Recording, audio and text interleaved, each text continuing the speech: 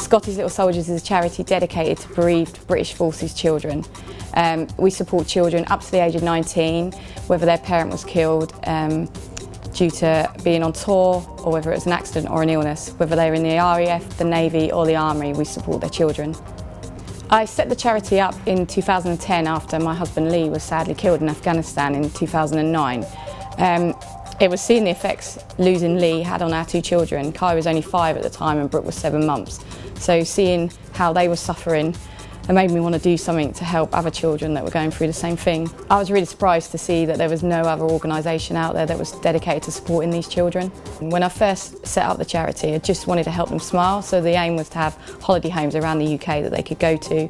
They're kitted out with all the toys and we pay for their travel, and they get a gift card when they're there so they can just go and forget about all the stress at home. We've currently got 6 holiday homes. And as well as that, we send out vouchers on the anniversary of their parents' death, just discreetly to let them know that we're thinking about them. We also remember them at the tough times of the year, so birthday and Christmas, by sending gifts. But as the charity's gone on and we've got to know the children better and what they need, actually we've found that they actually need a lot more support. So we now offer bereavement counselling, and we also offer grants to higher education grants or driving lesson grants, things to help them with their development.